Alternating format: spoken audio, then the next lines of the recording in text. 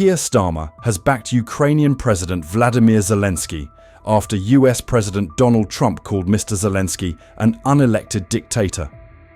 The independent newspaper quoted the British Prime Minister's spokesman as saying that in a phone call with the Ukrainian president on February 19th, Starmer supported Mr. Zelensky as a democratically elected leader, and that Ukraine was justified in postponing elections only in wartime, as he did during World War II. The call came after a war of words between the US president and his Ukrainian counterpart, with Mr. Trump criticizing Mr. Zelensky for postponing the election and falsely claiming Ukraine had initiated the conflict with Russia. Mr. Zelensky was elected president of Ukraine in May 2019. Elections in Ukraine were scheduled to take place in 2024, but could not take place due to martial law. Earlier in the day, the Ukrainian president said Trump was living in a world of disinformation and covering up for Russia's culpability in the conflict with Ukraine. The war of words between Trump and Zelensky comes at a sensitive time in global politics after US and Russian officials met for the first time in Saudi Arabia to begin talks aimed at brokering a peace deal in Ukraine. The British Prime Minister is expected to travel to Washington next week to meet the US President on European and Ukrainian security, while French President Emmanuel Macron will also visit the White House next week. Britain and France are leading efforts to set up a European reassurance force to deter Russian attacks on Ukrainian cities, ports and key infrastructure.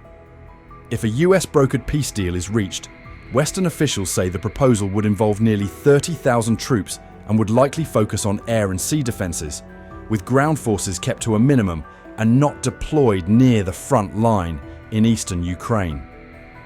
One of the objectives of the European Protection Force would be to ensure the safe reopening of Ukrainian airspace to commercial flights and to maintain the security of maritime trade through the Black Sea, which is vital to the country's food and grain exports, according to The Guardian.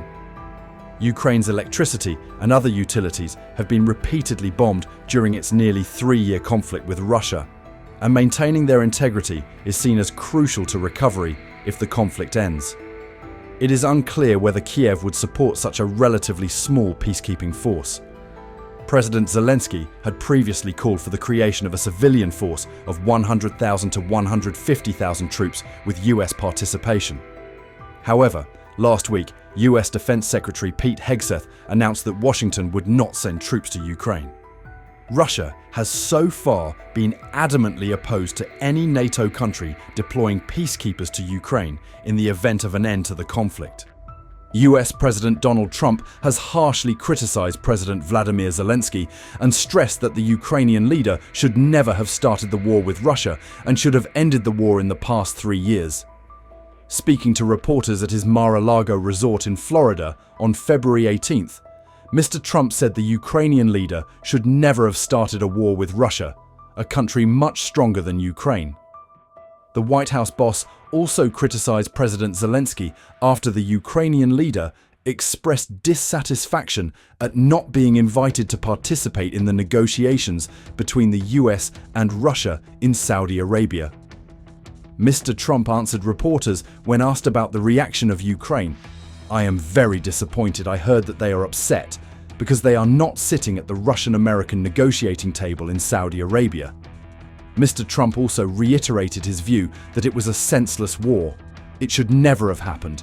It would never have happened if I were president. And it was a shame to see that. Despite claiming that he personally likes President Zelensky, according to Mr. Trump, the Ukrainian leader has allowed a war that should never have happened to continue. In response to a question about whether he supported the Ukrainian elections, Mr. Trump said there has never been an election under President Zelensky since the war broke out. "We are seeing Ukraine not holding elections, putting martial law, basically martial law in Ukraine, where the Ukrainian leader has a 4% approval rating and where the country is in pieces, most of the cities are lying on their sides." Mr. Trump said, while describing Ukraine as being completely obliterated, Trump added, "Look at what is happening to the cities. Not even a single building is standing, so you know people are fed up with it." Commenting on the talks in Saudi Arabia, Trump said he was much more confident that a peace deal could be reached to end the war in Ukraine after the first round of talks between senior US and Russian officials ended on February 18th. The US president described the discussions involving Secretary of State Marco Rubio, his Russian counterpart, and other senior officials as very good. He also said he believed the Kremlin wanted to end the barbaric savagery of the war. Transatlantic tensions over Ukraine were on display on Monday, February 17th, as US officials began preliminary talks in Saudi Arabia with their Russian counterparts on a ceasefire in Ukraine, as President Emmanuel Macron hosted a Paris summit of European powers to discuss Ukraine and European security. The preliminary talks between the US and Russia came ahead of a planned meeting earlier this week between the Russian and US foreign ministers. This is the first foreign ministerial meeting between the two countries in more than 2 years.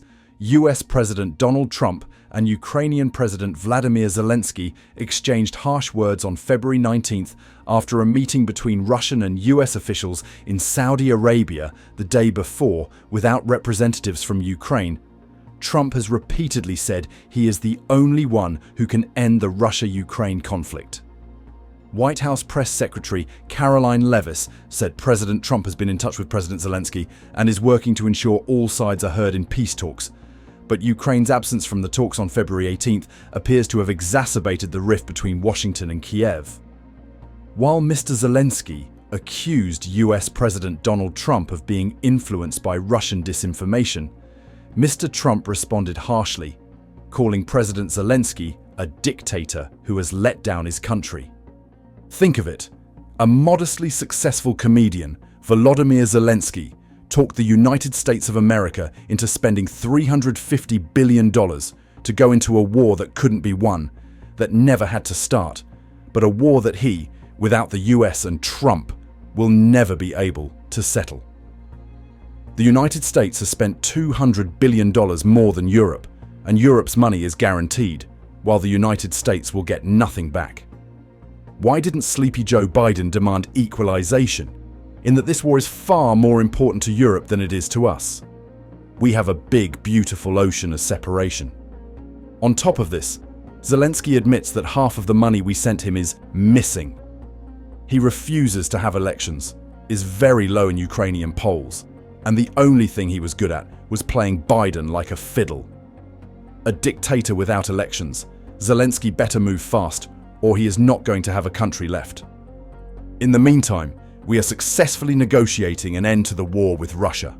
What do you think about this information? Leave your opinion in the comments section below. Don't forget to like, subscribe to the channel, and turn on the notification bell so you don't miss the latest updates on politics and society.